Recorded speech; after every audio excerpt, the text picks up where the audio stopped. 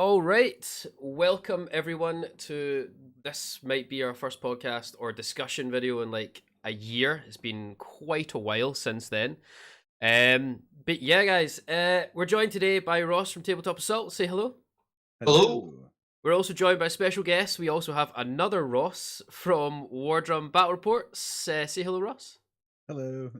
So you've seen Ross from Wardrum on a couple of our battle reports already on the channel, and more importantly, you've also seen, I think, Ross on your channel. Ross, is that right?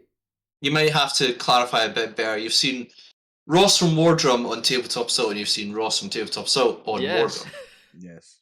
Yeah, it used to confuse me. But yeah, welcome everyone. A couple of house rules for any sort of these videos. We always say, please keep the chat very light, no profanities. We don't want to get flagged, but feel free in the chat to put any comments, anything you want to ask us throughout the podcast. And for those that are watching the replay, please put it in the comment section down below. We will endeavour as best we can to respond and get back to you. I will also say, guys, you may or may not have noticed the title of the podcast today is The Playtester and Rule Writer. So, bit of background on this. This is sort of a discussion point that a few channels have already covered, and I think it's only fair that we give our sort of opinions on this as well. Match Play Games Workshop are looking to hire playtesters or balancers, whatever you want to call them, to amend match play, rebalance it for the tabletop, how the game is played, and also the codexes, the rules, the general game itself. And a lot of people out there have difference of opinions as what type of player should be involved in that sort of setup. The casual player, the tournament player, the narrative player. I'm sure there's more ways to describe players than three, but you get the point. So what will we talk about this today and give our opinions or thoughts on what GW we think maybe should be doing to help balance it. Are they approaching it the right way or the wrong way? I will also say the original post on the GW website is no longer available, so I can't actually give you the article, but I have gone and sourced an article from Spiky Bits. Either of the Rosses, have you had a chance to see this, read this at all? No, I've not read this article at all. I've heard a few people's reaction to it, but I didn't see the article. I missed this one entirely, which is rare for me to miss community sort of stuff being talked about. But yeah, very, very interesting that they're going down this route, especially considering how there was, don't think they publicly announced it, but they did shake things up in the background, not inviting people who had previously play tested, and they're trying to really change it up again because so many leaks, things were getting out of hand in that one. So interesting that they're just going straight into new, probably more official job offering on this one, but people don't seem too happy. So, Ross from Wardrum, did you chance to spy the article at all? Hear any grumblings about it in the community? Likewise, I completely missed it. Likewise, I didn't see anything about it, which again is unusual for me. I didn't see any of the kind of backlash from it. I'm not surprised there was backlash, but right. I genuinely hadn't seen anything about it. Right, okay. Well, that's good then. That then means I'm not going to be repeating myself to you guys too much. I'm going to go ahead and actually just give you some of the footnotes in the article, which I think are certainly worth highlighting and discussing. So if I bring it up, you should guys see it on screen here. The article is on Spiky Bits. It was posted on the 25th of July, so that was yesterday, and it was titled GW Hiring Match Play Specialists in Attempt to Balance 40k. Now, I won't actually focus on the author of the article itself and the content because it's very opinionated, what they provided. I think it's what we're using this article really is to try and draw out what was on the original Warhammer 40k advert posting. Because that's the facts we can really talk about. So, let's have a look at what the requirements they were asking, because this was the sort of divisive point. What were the requirements GW were looking for their new balance playtester? So the first one was extensive experience in playing tournaments, experience writing homebrew rule content for Warhammer 40k and other tabletop games, so not just the 40k playset, creative writing skills, professional experience or education in board game or video game design, a statistics and mathematics foundation, so that rules me out because I can't add 1 + 1 because it means it's 3. Contribution to podcasts, videos, or other community content focused on Warhammer 40k. They're looking for individuals who are self-motivated and have a deep understanding of the Warhammer 40k, and attention to detail, and have an analytic mind. A couple of other things down there it sort of mentions, and obviously there's a sort of promotional video to joining Warhammer 40k. But that is the basic footnotes of what they were requiring for their new playtester and balance tester. Anything you guys want to quickly just draw out from hearing that or seeing that? Anything that stands out to you before I chuck some points your way? I mean, you went quickly there. I may have missed one or two, but one that I sort of highlighted was said that they needed experience with podcasts. Yeah. Experience. Now, as a real tester, something in the background, which I think we've had previously, I can't imagine, like, if you had experience in communication over, various internet products, then that would make sense, or maybe through email. But why podcasting specifically? It could be that they wanted someone who is, they said a lot of requirements there. Some of them I don't see them all connecting. But having it as podcast specific seems like they may have had the intention of someone maybe going to be a little bit more front facing, discussing rules, which I don't think they've had previously at all. Most of their internet sort of personalities are ones talking about model reviews, maybe a wee bit in terms of production. We know we've seen some of the heads of places, but to actually have someone forward facing for rules writing, Yeah. might be a good thing. I think that might be dangerous because they might draw a lot of ire from the community by putting them front and center. But it's interesting to put that, podcast experience. It seems like something that, for the only reason I can imagine you would put that as a requirement, is that you'd want someone to go down that aisle. The podcast experience thing it's intriguing, but I think they're asking a lot of one person. That's Yeah. a lot. That's a lot of requirements for one person to fit. Yeah, we've seen how much backlash there has been for the rules in this edition. It's not one person they need; it's a team. Yeah. Nobody's gonna. I don't think. Unless it's Jesus. There's not gonna be one person that ticks all those boxes. it's you're both right. I think it could be them actually wanting to branch forward first of all as a face to writing rules. Although that can make that person a very unpopular person very, very quickly. And also it is a lot to ask. Like, it's a lot for someone to be just hired for playtesting. Let's hope they're paid a fair bit, because I think the job applications have closed now as well. So they've clearly probably got their names by now. So good luck to the person, whoever it is. Well, what I'll do is switch your quick points there. I'm going to just then focus on some key things then, and this is what I kind of want to draw out. So, first point, extensive experience playing at tournaments. I was quite surprised that is the first bullet they want. Not just, we want you to be an experienced tabletop gamer in general. I think that should be the sort of prime focus on how to build rules. Obviously, they did say they want players not just for 40k but other tabletop games. That was the second footnote down. But for me, just the word tournament player is kind of scared me a little bit, because I feel that's one of the misgivings as to what's made the current rule set so bland and at times convoluted. I'll pass it over to the floor. What's your thoughts? It is a bit of a kind of a buzzword, tournament player, competitive player. It does scare people. Are we getting to an edition of, like, the next edition? Is it going to be the fact that it is solely driven towards competitive play? Because at that point, we've seen with this edition that that's not a fun edition to play. It's very focused on just winning without the aspect of fun, and that's not what most of us want. When you're talking competitive players, your market, that's in my opinion, I think it's about, I'd go as far as to say maybe 15-20% of the people who play Warhammer. A good point. Most people just want to have fun, knock back a few beers with their friends and roll some dice, and still have a balanced and fun way of playing the game. I think playtesting an edition solely for tournaments, that worries me. I'm already getting to the point where I'm like with 9th, that I'm just like, I want to play other things. I don't want to focus on 40k as much, because it's getting to the point where it's so unfun to play. That's a really interesting point. I think, the last time you were around, actually, filming with us, Ross, when you brought your Ultramarines round. Can't believe I just said that word, but I did.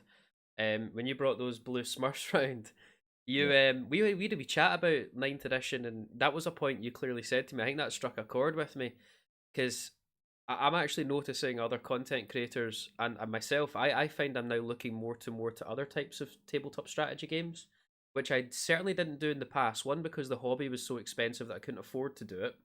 I had to stick with one game and that was it. But two, I was quite happy with the rule sets. It felt fine. Now it seems quite complicated. I'm getting pushed away. Um, if I chuck something there at you there, so you're saying 10-15% players you think are the tournament players, and that's a big input that person will be giving if they're tournament driven, perhaps.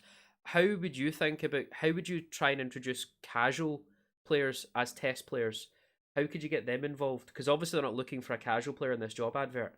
And I guess a lot of casual players probably don't have some of those skills that they've actually listed in the job posting as well, if I'm being honest. Like professional experience in educating board games and video game design. I don't think a casual player may have something like that in their string. So how do Probably you think not. you could introduce a casual player to a playtest? Well, I mean, for playtesting, I mean, I think we've talked about this before, off camera and stuff like that. I mean, I feel there has to be another way of playing 40k. I mean, yeah, they gave us Crusade, but let's be honest, Crusade's not what we wanted it to be. Okay. Match play for me is what everybody uses. Yeah. So it should be balanced. It should be fun. It should be more kind of narrative players playing that, and there should be a competitive edition of 40k that's predominantly for tournaments, and that should have its own play testing. If you want to get a casual player in to play it, you need someone that's narrative, someone who plays for the fun of the game. You know, like almost like a YouTuber who just does narrative battle reports. You know, someone who knows the community, knows what the fans want, speaks to the fans. Someone that's in a Discord with a bunch of people who talk constantly about what they want from this edition. I mean, yeah, having that experience, I mean, yeah, a casual player's not going to have it, but they'll have other skill sets that a competitive player won't have. You know, a competitive player won't have his pulse on the fingers, finger on the pulse of people who are in it for the fun. I mean, a competitive player can pick up. I mean, I've seen people do it. I think it was it Nick Nanavati who basically didn't care about lore, just knew how to crunch numbers and play the game. And he crunches those numbers very well. He does. His results speak that. I mean, that's the thing, but he said himself, he just plays the game because he's good at number crunching. Yeah. He doesn't, I mean, he's getting a bit more into it in a bit. When he first started, it wasn't about how fun it was. It wasn't about the enjoyment. It was literally just statistics and the math of it. Yeah. He didn't care about anything else. And I think that going down that route is dangerous for this hobby. Okay. I've got a wee point I want to add to that then, about, you know, you mentioned Discord being one of your points about introducing casual players, but before I do that though, Ross, anything you want to add? One thing I would say in terms of when they're saying that they want a tournament player, I think there is overall nothing problem by having a tournament mindset for play testing. And what I mean by that is that essentially I don't think, you know, tournament players are maybe the best at writing rules. They're maybe got biases that might come in and maybe, you know, make things too strong. The tournament players are probably people who are quite experienced at breaking games. You know, they work out what can be absolutely made, you know, too, like they see the things that come together that make things far too powerful. Now, maybe Games Workshop want to enhance this, but I don't think so. And I think generally the community don't want them to have, oh, this is a combination that's, you know, too powerful. They want to make sure that the codex itself is a broad strokes of different play styles and ways to play. That's, to me, is what makes the most successful codex, is that there isn't just sections that are far too powerful. An example of that is Astra Militarum, still from its 8th edition codex. People struggle to justify Lehman Russes because you just take tank commanders. That's poor writing, and they've tried to fix it by points, but it's essentially an upgrade that's too good. You'd want to think of different ways to play it. But a tournament player would hopefully, you would hope, find the areas that really just make nutty combinations that you just go, well, this is an auto take. Some people like auto takes. I don't think it's good for the game itself. People want to have a codex and have different ways that they can play it. So I think a playtester who's got tournament experience, yeah, might be good for that area. Don't know if they'd be good at writing the rules. If you could get someone encompassing all of it, hats off, well done. But I do think there is an element that you do need to have a playtester in tournament side to review stuff with an aim of, look, why would you take any other model? This model's too good. And Okay. they're probably going to find it far more than a casual one.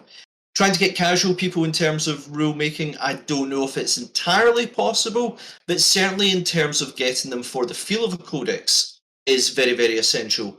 And it reminds me a lot of, I've seen Legend Total War's streams he does for Warhammer, and he talks a lot about how Creative Assembly are almost moving away from what he, and I assume other people, find fun in the game that might be exploiting, but people enjoy it. Keep in mind, it's a kind of single player game he goes by, he plays campaign. Yep. So, like, getting all confederating all your legendary lords, people like that, having really strong bonuses for defeating legendary lords, he finds that fun. From what I read in the community, people find that fun, and Creative Assembly are moving away from it. Now, to my point in this one is where I think Games Workshop have moved away a wee bit, is in terms of simplification. And the recent one is Chaos Space Marines, where we've got the Chaos. They've really gone with, if we don't have a model for it, you can't really use it. Though they have put into Legends, and that was like the Chaos Space Marine and Jump Pack, the Demonic Steeds, etc. I remember playing Chaos Space Marines in 3.5 during, I think, the Hive Terror days. Yep. And I remember having all these upgrades for a Chaos Space Marine, and if you spent over 50 points of the 100 points you could spend, you actually became a Demon Prince. That's how you became a Demon Prince, because you had spent too many points of upgrades. And it was like, oh, how do I stay Chaos Space Marine? Do I want to be a Demon Prince? That was fun. Yeah. That was fun. And that is a game mechanic that's fun. Do I think Games Workshop have been better in terms of making fun rules in this edition? I would say yes compared to 8th. I didn't really like 8th in terms of codexes. I actually prefer 9th edition codexes to 8th. But I fundamentally think 9th edition rules are the worst that they've ever been. But I've said that since the beginning. I think with the initial rules that came out were really written purely with tournament in mind. No fun.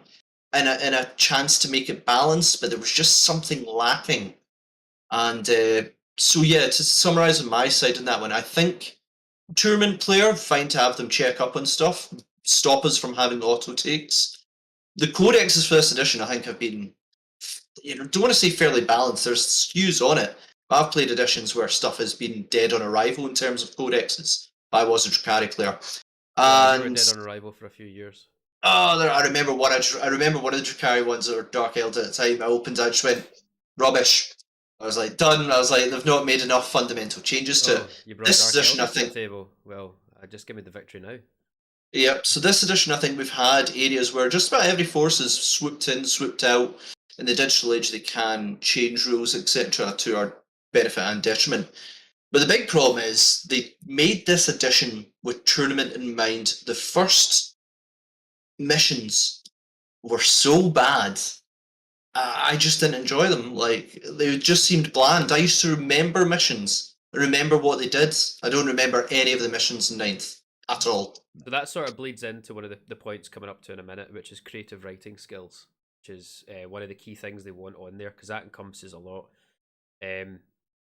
Sorry to cut you off there, Ross. On that, anything else you want to add to that? No, because interested you say into creative writing. I'll see another garble in a minute on that one. Right, okay. Only point I want to add to this. I hark back to the Discord that you said. I'll say, right, I'm just going to call you Ross W, because if I keep saying Ross, you're both going to be looking at me going, who the hell he's talking to? Ross from War Drums, right? Ross W. See, the Discord, I actually really like that idea. I wouldn't say Discord's the best thing to use, but I'm going to harp on most podcasts, and I'll say this as one of conversations. I still adopt the Warhammer app, right? I know it is a hot pile of garbage right now, and probably will be for the foreseeable future, but I still remain hopeful that one day it will be fixed, and that one day might be when I'm no longer here. But you know what? They could maybe use the app as a sort of platform for digital suggestions. to engage with the community. It would also involve people more to download the app. I think the app doesn't have enough reason at the moment to kind of bring people into it. Again, that's another whole new topic, is how can the app get fixed? But maybe use the app, because that allows the narrative player, the tournament player, the casual player to really open their views and go, here's an idea, do this, and here's my reasoning behind it. Don't get me wrong, they're absolutely going to get garbage suggestions, because some people only want to push their armies and push their playstyle. But at least you've got a wealth of knowledge across, I guess, as much possible spread as you can. Yeah. It's interesting you say that. It's two areas that look like they've playtested into the public before. Now, one thing I would say, playtesting the public, you've got to be careful, because you are right, you're going to get biases. That's going to be huge, and then they're going to get people writing essays that will take so long, and a lot of them are going to be garbage because they're getting bias. When you go to the public, I think this is just a hobby that's very difficult to give to the public as a wide, because I just don't think people would have the experience, the bias, or the understanding. Certainly, I don't think I could. There's areas I could see, but I wouldn't be the most experienced. I don't think there are areas I'd go, I think, are not working, but times that by thousands, it's going to be a complicated thing. But the areas that they did do that in the past, I believe, would be chapter approved, and I'm going to throw a number out here. It's going to be either like 2017, 2018, when they had the Adeptus Sororitas Codex in it. Beta Codex, and they put that out for the idea of people playing it who've got Adeptus Sororitas, and a lot of kinks were worked out. They replaced the faith system with the medical, not the medical dice? I think it's medical dice, because people said from the chapter approved one, no, we just don't like this. And I remember people very vocal, they didn't like that rule. And then they had the year to be able to go, nope, change it, that's not going to work. Great. You went, here are the codex, alpha, beta, whatever rules. Let us know what you think. And they got the rough general, it was a finished thing you could play. And then they went a year before publication, and then they went, right, cool, we know the areas that are a problem. Yeah. That was very good. And then the other one, which has totally skipped my mind, that they did a sort of basic, Psychic Awakening, to a degree, you could argue. Some of the rules in that were with 9th edition in mind. The two ones that come to mind are Thousand Suns and Death cards. They had the addition of the rules that you could have, like the Harbingers and everything, the different companies. That was moved into 9th, and I think that they did try a lot of stuff out in Psychic Awakening for the idea of 9th. Not everything, but a few things. And I don't know how successful that was. I think the Adeptus Sororitas one, where you go, here is a beta codex, and I really hope that they maybe do that with World Eaters. I know they've done something rough at the moment, but if they had, in chapter approved, White Dwarf, the app, whatever, a sort of beta codex for World Eaters, and go, right, cool, we're going to release the codex in a year, would really like to know people's feedback on this as a beta codex. So you're not going to get everything, but that would be a good one. I think that's all good and well, Ross. I think that though does fix we're bringing this out, and it lets people give their opinion what we're bringing out. But the game is so complicated and so vast that you still need real time feedback. Of course. I think that's where the app could be utilized to its strongest degree, is real time feedback for all play types. I am by no means a tournament player, but I would like to think I have a lot to say about the current. Well, I'm saying it right now in the podcast. I've got a lot to say. I'm a casual player by all definition. A lot of players are not going to give, casual players are probably not going to give as much feedback as a tournament player, but I still believe, and a big believer, all feedback's vital, regardless of where it came from. I want to move on though. I'm going to keep pressing on because we're already approaching 25 minutes. The next point, which I think is probably one of the most important, and this depends on what you kind of enjoy, but I'm going to put these two in. Experience in writing homebrew rules, which I think connects with creative writing as well. I think they're two kind of can go hand in hand, because if you're making homebrew rules, you need to have a sense of creativity about you to make them actually work. And also that second point they added on there was experience in 40k content rules, but also other tabletop game rules. Now, my experience with our tabletop games is extremely limited. I believe Ross W. from Wardrum, I believe you've played multiple other games. So that's maybe where this is a point that you'd be quite interested in. But the creative skills, I'll make one key point here. I do not believe that tournament players are that creative. I am clearly putting myself out there for some hate, but I do not believe tournament players are creative, and I can only justify that by the experience I've now had with the mission designs that I'm currently having to play. I concur completely. Thank you, I've got one supporter. I don't think tournament players are creative. I mean, if you're wanting experience with homebrew rules, tournament players don't make homebrew rules. Not in Yeah. my experience. They follow the rule set, they break the rule set, they find out the best ways of tweaking the rule set to suit them. They don't make their own rules. Homebrew rules are people like us, Yeah. content creators, people who play the narrative, people who enjoy making their own sets of rules to go, I like that rule from that, I like that rule from that. I'm going to twist it and bring it into this, and I'm going to play with it. I mean, I watched, I think it was Winter's SEO, they did a 4-way game with Tabletop Titans called Murder Ball. Seen that, yeah. It was brilliant. I loved that. That's a Yep. homebrew system. It was so good. It was random. It was mental. It swayed back and forward. It was such a good way of doing it. And they made stuff up on the fly as they were doing it. Like, oh, that doesn't work that way. So we'll change it so it's this. And you know, it was brilliant. But that's the type of people who make homebrew rules. I mean, it's us guys on the floor.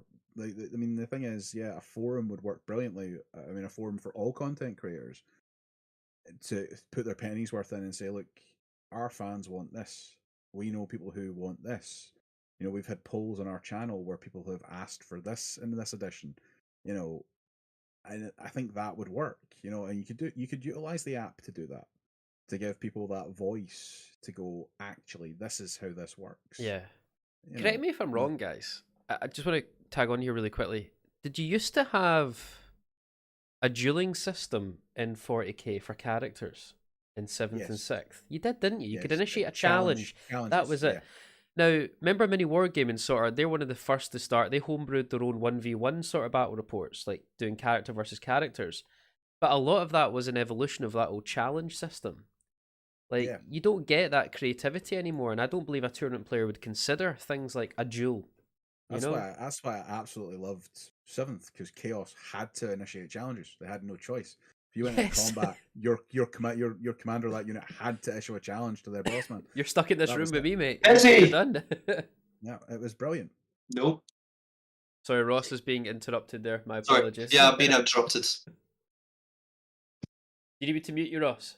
No. Okay. But yeah, these are wee things which you can clearly tell they're creative points that you can have during a game. I think Ross will probably want to point out Maelstrom at some point. But these are wee creative points. I don't think you're going to get that from a tournament player. Again, I know there'll be tournament players that will be creative. I can't judge them all with one paintbrush.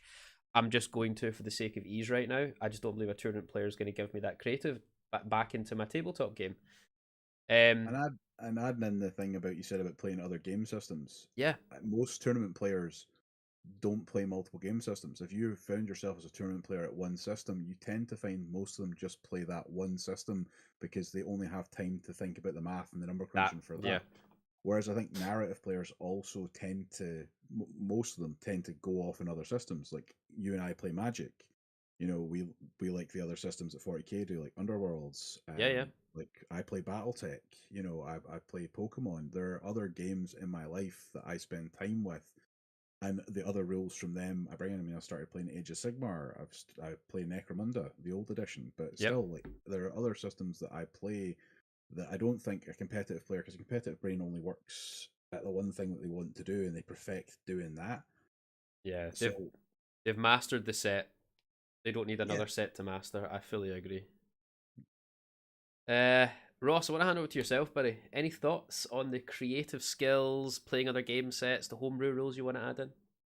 So I find it partly quite ironic when you say like homebrew rules that 9th edition was actually really written from the homebrew rules of 8th edition tournament players. No, not the players themselves, but like the actual tournament organizers. Yeah. And that was roughly because I think 8th edition, now I'm not a tournament player, but 8th edition tournament people were just not happy with the rules in general. And they were like, we are going to change them fundamentally to work towards a tournament mindset. So there is, I don't want to say creativity, but more logical thinking to try and create a game from it that really failed in 8th, that obviously Games Workshop must have went, oh my goodness, they must know what's right because all the tournament people are playing it. Let's get their ideas into 9th edition. but with bringing their kind of thought process does strip other aspects away. And where tournament players think are, again, as we sort of said, it's about winning. It's maybe not about the fun of the game, it's about the winning. And that's where we see scoring points being a big part of it. But also keeping things very, I don't want to say keeping things completely fair, but almost removing the randomness. And as you said, David, I'd mentioned Maelstrom. Certain people don't like RNG functions in games. You know, you No. see that more in card games as such. I know Hearthstone players hate it, but you know, a lot of people wouldn't like playing Maelstrom at a tournament level because you can't pre-plan for it and stuff. Your draw of the deck could just go against you, and you might just play perfectly and score 0 points. But that randomness is something casual people really like. And certainly when you used to play Chaos in a lot of ways, there was a lot of random factors that might happen. I remember the warp table for demons. I remember Corn Demonkin, you could score points and get rewards. There's things that you couldn't bank on happening, that sometimes the luck of the dice will be against you, and you'd lose a game even though you played perfectly. But there's some risky factor in it, and sometimes big rewards for it, and that would be really, really fun. But to a tournament person, I think that would be atrocious. Yeah. But in terms of like homebrew rules, I just find it funny that we did. You know, ninth was clearly gone. The homebrew brew rules from 8th. Tournament people, let's take it. But their way of creativity is not so much creative; it's logical Yeah. in terms of how do we score points. And sometimes it was too evenly that it just felt, you know, just bland. The other part, in terms of playing other systems or having a great experience in systems, you see that in many different industries of just about everything, is that if you've got experience of, to a degree, some competitors, but different ways of operations, and then able to bring that experience into an environment, it really does help most companies. Not all, because some they just want you to work in their methods. I don't want to say example, there's one that comes to mind, but big company. But I do generally believe, in terms of a board game, in terms of creativity in general, having experience of other creative formats, not always, but usually will help. It will bring different ideas that other people won't echo chamber into. Yeah. If everyone played the same game, they would just be like, right, how can we change this? Rather than someone going, well, I've played this and this is how I can fit an idea in. And that might work well, not always, but it's good to have that. This aspect of a game works well, let's put it in. But then again, let's look at Games Workshop, and they were like, mortal wounds in games in Age of Sigmar, let's shove it into 40k. You know, so there's an example there that I think they actually probably created the mortal wounds idea well before That and both games. how they approach armor penetration and saves was sort of skiffed off of Age of Sigmar as well. I'm sure that they actually decided this is going to be the format for both games well in advance. Of course it will. Before Age of Sigmar came out, they probably think about this 2013-14 for both games, going, how can we homogenize them to be similar so people can play them? And that is a whole other conversation about the homogeny of you know, two games and the idea that people could then play it. That's another big conversation itself. I think I would love. I think when it comes to experience of playing other games, I think that's so vital. I'm going to put myself out here and probably get us a bit of trouble. I don't believe James Workshop actually are open to adopting other play systems if the play system's already popular and in place. I see plenty of evidence of that. I see them trying to riff off of ideas other play systems. Don't call it the same thing, but adopt it slightly. And I think there's certain games out there that companies like Privateer Press, for example, I think there's some things that they want to do, they just can't be seen as copying other ideas. Games Workshop's always had that sort of we thought of it first, we did it first sort of mentality. So bringing other tabletop games in, I think, is absolutely vital to keep you thinking on your toes of what's out there, how to keep the game's play system ahead of the curve. I think that's where they're bringing someone in for other games. The creative skills, I'm just going to put out there, this is why you need not one person in this role. It's why you need, and again, we've kind of said at the start, the role's too complicated really for one person.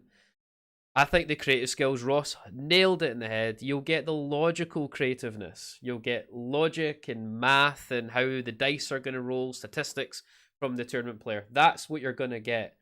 But you need someone to rein that in and then take all that logic and craft it and mold it into something that's lore driven, something that's actually going to look good in a codex. Because see a lot of the codexes right now, let's not kid ourselves, some of the rules are called something really cool, but it's the same as something else. Yeah. And there's way too much copy and paste rule in the codexes, but with a really nice title. They have tried to I know.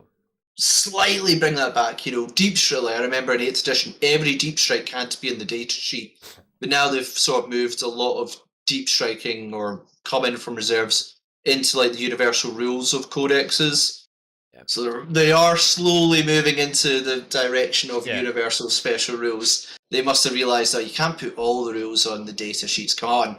They never even did that in the first place. It's getting too big. But yeah, they need someone to just mould that logic and create something with it. And that's where your codexes... I know you said you like the 9th edition codexes.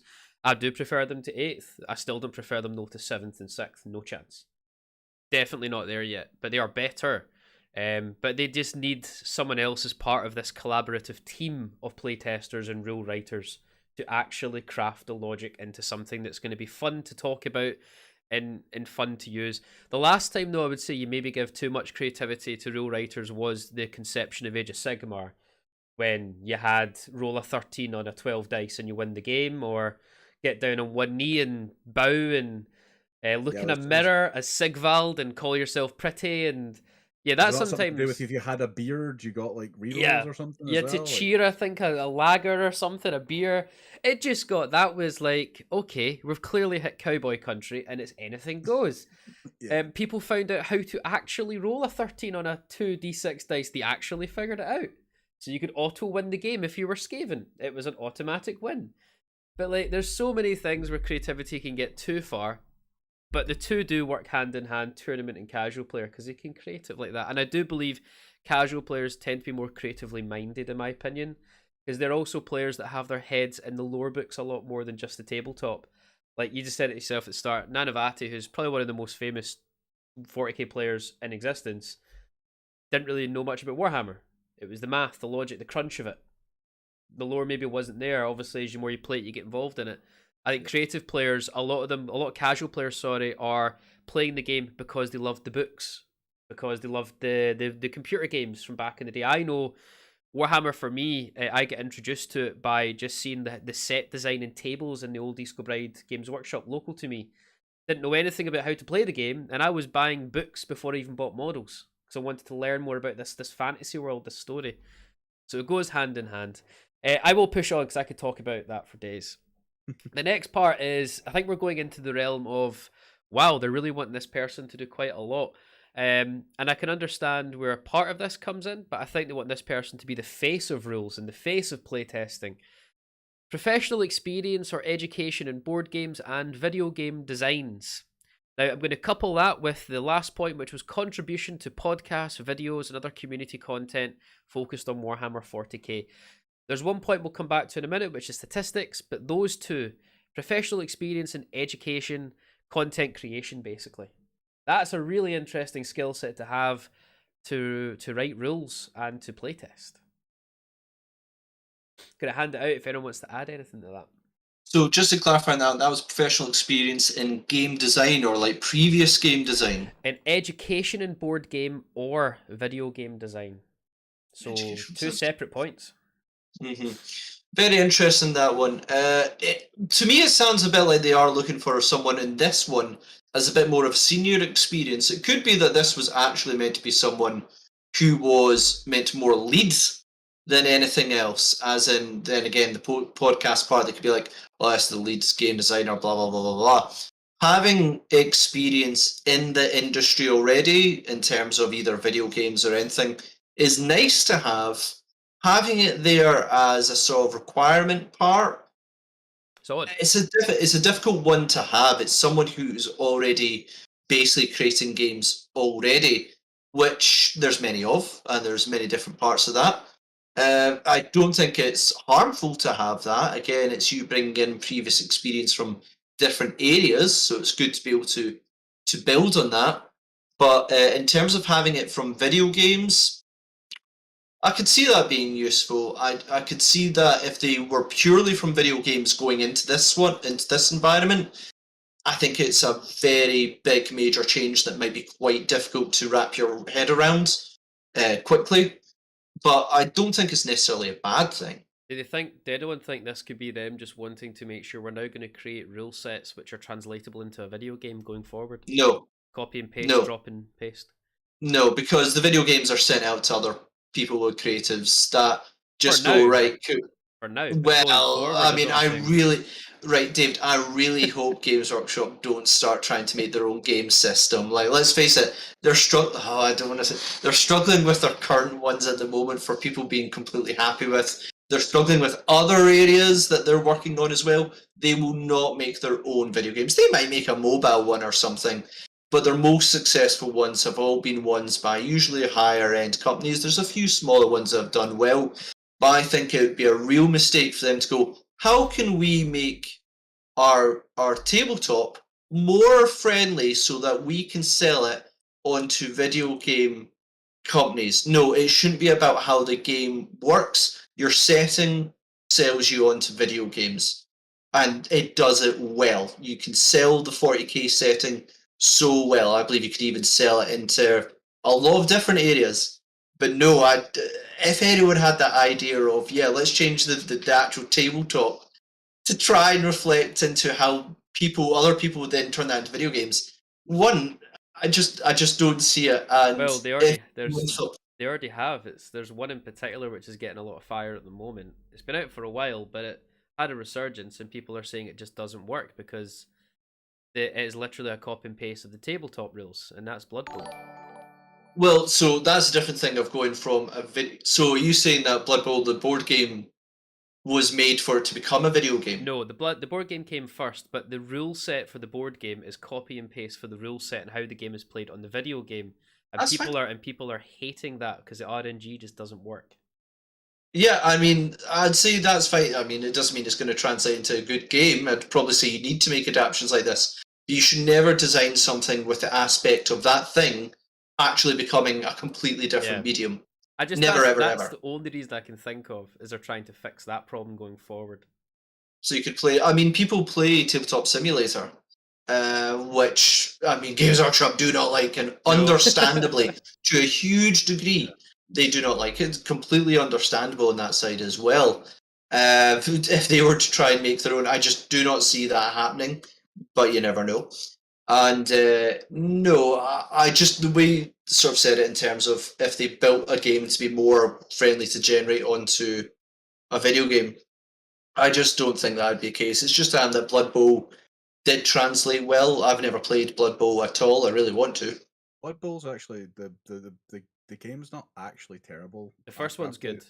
I like. To be honest, I like the second one as well. I mean, I enjoyed it on the Xbox. Is it brilliant? No, it's not. No. But it's probably one of their better ones from the little ones. I mean, I don't think you could do it with 40k because there's too much. There's too many bells and whistles that just wouldn't work. I think they're like single first person sort of stuff is where they're at with that, like Space Marine type deals. Yeah, definitely. I think the problem they're doing it might be the reverse. Is how do we take Xbox gamers and PC gamers and that are playing these games and bring them to the tabletop, because you go from playing the game, it's super easy, it's streamlined, it's not complicated at all. They go, I'd really like to see this on the tabletop. They go to the tabletop and it's like, you need a law degree to play this game. You're not wrong. Here's your first book, and just slams on the table and dust flies in the air. Here's your first book. Here's your next book. Here's the little pamphlet you need to go with this other book that we're going to give you, and this book as well. And in a week, there's going to be another book coming out that you're going to need. And I think they might be trying to maybe reverse engineer the other. That could be it, yeah, definitely. And how's your internet connection? Because we do have a 500-page PDF that you need to download. Oh, it's just became 553. and 2 days later it's wrong. 2 days later, we've brought it down to 8 pages. See when I hear the word in the chat, oh guys, is an errata out. When I hear the word errata, I just tremble a little bit, and I'm like, oh, what do I need to learn now? David, I don't even read them anymore. I read them before I'm due to play a game. All right, okay. I don't even check the changes anymore because I just don't care. There's too many, and I play too many factions, same as probably you guys as well. Yeah. I just check before I'm about to play a game. Before I write a list, I go, right, what are the points in the moment for the thing I'm about to write, and what are the current changes? And I do that beforehand, because if I read them before, I'm going to forget. So what I'm going to do, right, is after this podcast, I'm going to clip you saying that. And every time we get a comment saying, oh, you got this rule wrong, it's in the errata, I'm just going to post with that clip. Dave, the amount of times we check erratas during a game, like, it there's always, we're like, right, check errata, and we're only playing 2 forces, and we're still checking the errata, like, I heard so a rumor often. they changed this in the errata, but no, there was actually nothing, it's just pure paranoia, I believe they said that. It's just my anxiety. That happened last time, I remember that, I was like, I'm sure I heard this, and then I was just totally way off. But yeah, we'll get back in, because obviously we're approaching the hour marks, and I think you could be hitting the nail on the head. Reverse engineering in video games could be what's in there. The last point I want to kind of come on to, and I will be honestly saying I can't really say a casual or narrative player is good for this. Has to be a tournament player, guys. They're looking for someone with a statistical and mathematical foundation.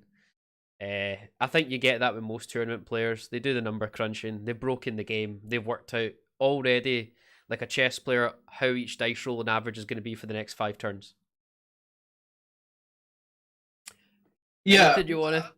I mean, the question I say in this is, where is this position going in terms of seniority? This seems like someone who would be more leading a department of playtesters rather than being just a generic playtester themselves. Could be wrong in that assessment. I can answer that right now. I actually can. If I read further in the article, and I'll put it on the screen for you. Yep. This role is to be part of a team, not to run a team. It is to be added into the development team with the clear role definition. Responsibility is writing clear, technical, accurate, and engaging rules for codexes and mission packs. Well, the only thing I'd say in that one is that Games Workshop, when they come to, probably by the looks of it, recruitment and legal, looking at the previous NDA, they like to cover everything and anything, even though it's not necessary. And I think that's maybe what they've done here. They've gone, here's all the experience we want you to have, and then people are maybe put off by it going, I don't have all this. No. And maybe it seems a bit excessive. You want to write some rules? Do you have a YouTube channel? No? Well, go get one and come back a year later. But I do understand they need to probably have... They've had problems in terms of rules. People have not been happy in terms of them the past year or two. There have been problems. I would actually say that, in general, a lot of them have been good. There have been problems. That one where sometimes you have characters that just work too well. The Skitarii Marshal, now people are going to say, oh, new model, they want to sell it. But when you had it to have the ability to reroll ones to hit and wound onto las gun Iron Striders, that was just way too good. And anyone could almost see that coming a mile off. That was the one, and yeah, they've added it back in, which is nuts. Which is nuts in itself. And I will be preparing for my Iron Striders because points efficiency, very good. And I do think this is a lot to ask, but again, I'd probably say there is a lot of it that is the minimum they need to ask. You do need to have someone, if you're going to be a playtester, you need to have someone who is number crunching. You do need someone who's an analytical mind. You do need someone who can work out the areas that are too good, and if that is not the aim of the game, to make areas that are over powerful, etc. These are the type of people you want to have. Now, rule writers, I would almost say, is a bit the opposite. You kind of need to throw many things at the wall and then have the testers go, no, like, stay back. Stop making things too powerful. That's not how you do it. But the writers have to be the creative, which I don't think this position is particularly good for, versus someone who's going to go, right, here is your mistakes. And that's where the analytical mind comes in. So that, if I break it down, this rule then, what you're saying, this actually sounds like an advertising. Take out some of the key points like creative writing and homebrew rules, etc.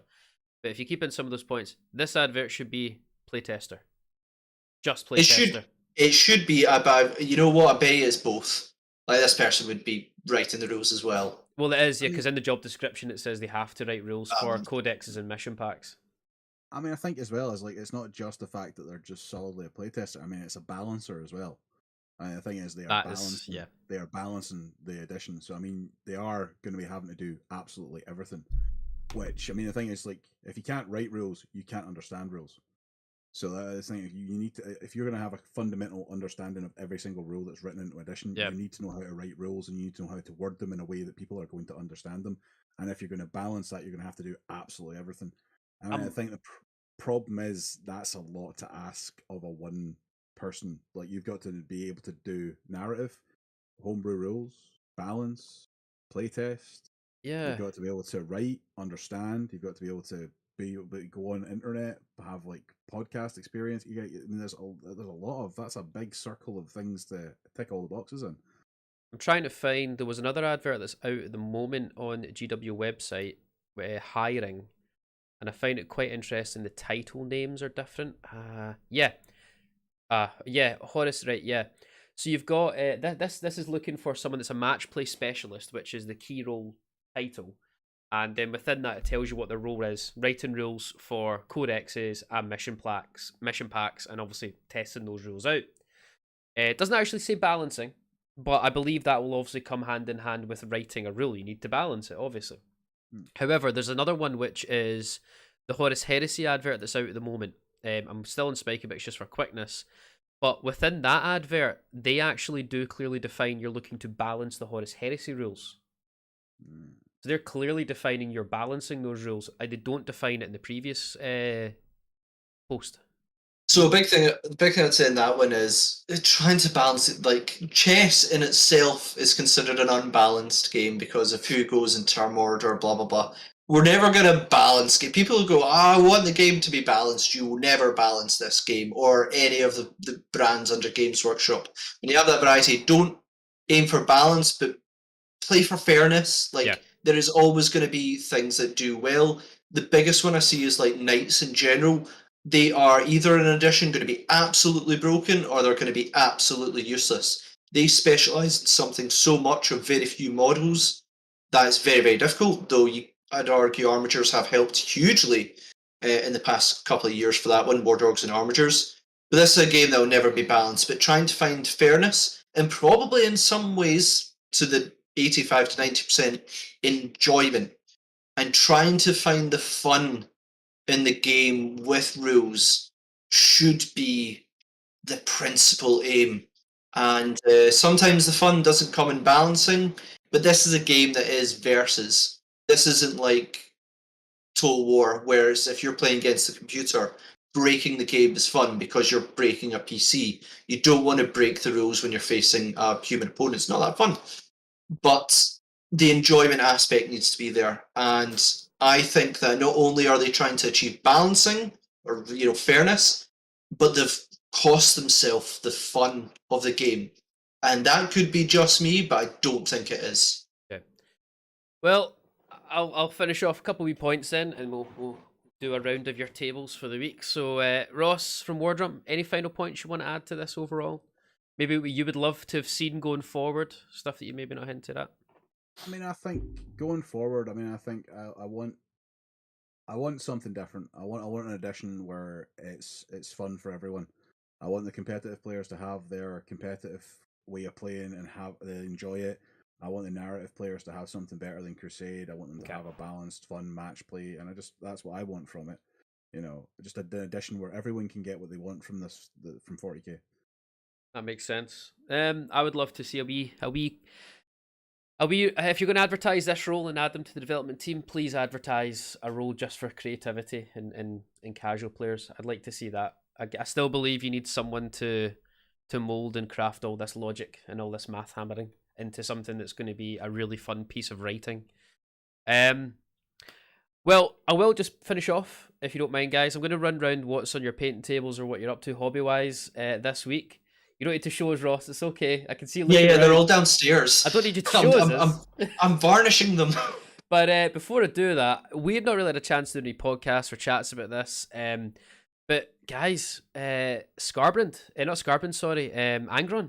model, good, bad, bulky enough muscles in the wings.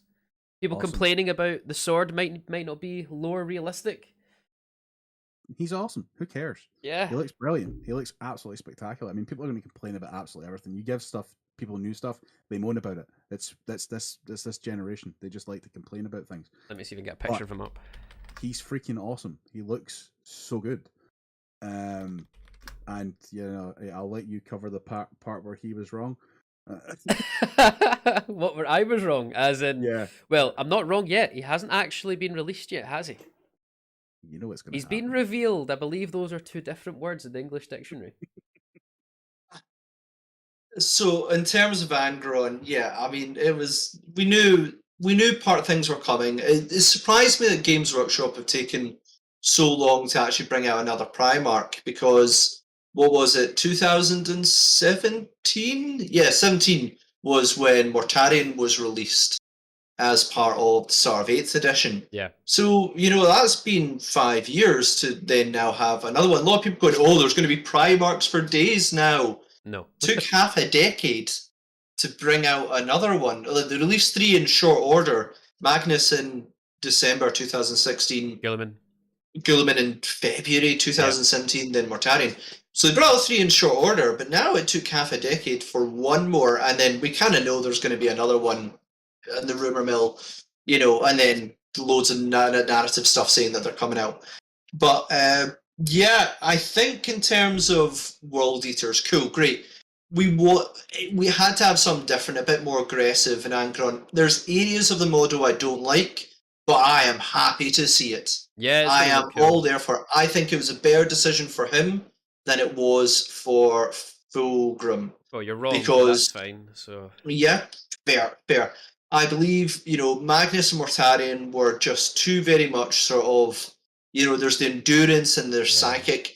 Part of me just wanted an absolute mega aggression character. You do not get much more mega aggression you're right. than Angron. And I think that in terms of chaos playstyle, I think it's just a great way. Like Thousand Suns, you sort of shoot, you go slowly and you do psychic. Death Guard, you go slowly, you can shoot, and you endure. Now we just want to break some skulls collect some skulls. And I think Angron and World Eaters were by far the right choice. But you're going to tell me I'm wrong. Oh yeah, because Fulgrim, it's never too early to release the Master of And they Perfection. hinted at him in the lore far more than Angron. Far more, which was crazy. Yeah, it's a beautiful model. Beautiful model. I like the model. I'm already thinking of really cool ways. Get 2 of them. One is Angron, and one you just literally... How can you have fun with this as an awesome Bloodthirster? Like, kit bash this model. Because it's got a good pose, I think. I quite like it. And it looks chunkier as well than Bloodthirsters. Which is... Because I think some of the Bloodthirsters actually look at... Their wings are massive. But see, when you look at their legs, it's like really heavy up top, but really low down bottom.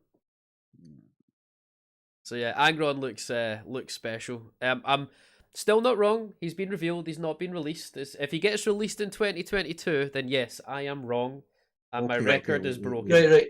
Dave, take your victory that you called the Silent King. You didn't call this one right. I think you actually only said he wasn't coming out to troll us. Like, you knew this was happening. Yeah. No, I didn't. He's not. He's coming out in 2023. Yeah, like the rumor is it's going to be him and Tyranids, by the way. Yeah, he's coming out in 2023, but I said he's not coming out in 2022. No chance. All right. Okay. Well, we've got one final thing then. Wrap up as usual. Bit of a tradition on our podcast. What's on the painting table? What you building? What you painting? What you hobbying this week? What is that? They look beautiful. Is that Age of Sigmar? It is Age of Sigmar. It's a Lord Arcanum on a Griff Rider and the Lord Aquilar on a Griff Charger. So you got some fun Stormcast coming then? Yeah. I managed to pick up about 3,000 points of it. Quite cheaply as well, to be fair. And I think you're planning to start running some Age of Sigmar on your channel as well, Ross, aren't you? I am indeed, yeah. It's coming in the next wee while. Perfect. Guys, again, link down below to Wardrum Bat Reps. Please check them out. And if you're into Age of Sigmar, because we don't do Age of Sigmar, then make sure to head over to Ross's side and get your Sigmar content. There will be Underworlds coming as well. So we've started filming those as well. Oh, I miss Underworlds. Ross, I seen you just disappeared into the light and then you came back with a tray. So I've got my tray. So what I've been working on is all the Imperial Fists and stuff, trying to get them sort of heavy intercessors, blade guards. What else have I got? I have the champion from the kill team set. He's done as well. That's a really nice looking model. I have basically I've almost finished the Indomitus set. I spent the whole of 9th edition to do it, and they are downstairs to get varnished. I've not had time because the weather yesterday was really bad. The weather's actually really good at the moment, so I might actually do a first spray immediately after this. But I've got the Blade Guard Ancient done. I have the sort of Blade Guardy Lieutenant and the Captain done, and I'm really pleased with them. And all I've got left now is the Chaplain, the Judicar, and they're both very, very different paint schemes. And then I'm going to paint Old Bike's White Scar, and then I'll be done in Indomitus. Happy days. I don't really do much painting, as you guys all know. I tend to do some of the editing, but I actually am doing some painting this week, and I am doing some building, which is like not my thing anymore. I'm almost finished, but I'm fixing up your Baneblade, which is almost done. Right. So a broken Baneblade is now repaired. The chassis is repaired. The guns are repaired. The turrets are repaired. I'm just now having to find some spare parts to make 4 sponsons. I've got 3 sponsons. I'm missing for a 4th, but I'll get those sponsons done. And you can buy the sponsons, You did. or at least you used to. You did. Separate on Games Workshop. You actually gave that sheet in the box, but it only has enough for 2 sponsons, not 4. I think that's because in the box itself you only get 2. You actually have to go online and buy the other 2 for 4. So I'm missing a 3rd, but I'll make it out of some spare parts. I'm missing a 4th, sorry, not a 3rd. I can buy the one because I think there is a separate space. Okay, as long as it looks okay. Yeah, we'll revisit that topic in a month's time, possibly when you decide to have a look at it. And painting, I actually am painting. I am doing 20 Necron Warrior bases at the moment. Yep. So we have Necron Warriors from the Indomitus set, which are painted. Ones that have like sort of like mid-range blasters. They're like the double-barreled ones, like 18-inch guns. We actually have none of those models based, so I'm doing their bases, and then I'm redoing some Scarab bases as well that are scuffed up. I love doing bases, so I'll do them all day long, but painting models, that's not my forte. I put it up on the camera there. I started a Necron Warrior, the dead one, for Indomitus. So I've started it. It's came all right. I might need to see one just to get a bit of reference, but yeah. Getting there. That's also on the project side. Ross is about to become my teacher on how to paint Necrons at some point, because I would like to learn it. Never painted them before, but it's like grey and null oil and call it a day. Perfect. Right, guys. Easy. Well, we'll wrap it up today. First of all, for those that joined us, thank you very much for watching. Hope you enjoyed our little chat and moan about playtesters and rule writers. Those that are watching this on the replay, again, thank you for joining us. But more importantly, any comments you want to put it in the comment section down below, and we will get back to you. But more importantly, and the biggest thank you of all, is to Ross from Wardrum Bat Reps for joining us on this episode, giving us his thoughts, hanging out with us for the hour. Very chilled, always enjoyable to chat. Always a pleasure, gentlemen. Always a pleasure. And we'll get your Smurfs back on the channel for that rematch at some point. Obviously, against a more balanced foe this time, because it was Knights, and hey, I did give you the choice. And you chose Knights, so I did. It wasn't a fair fight. But please head over to Wardrum Bat Reps, guys, to check out Ross's channel. There's some great Bat Reps over there, some great content on the way with Age of Sigmar, which he said as well. So please click down below and then subscribe. But from us, thanks for watching, and we hope to see you in another Tabletop Assault Battle Report.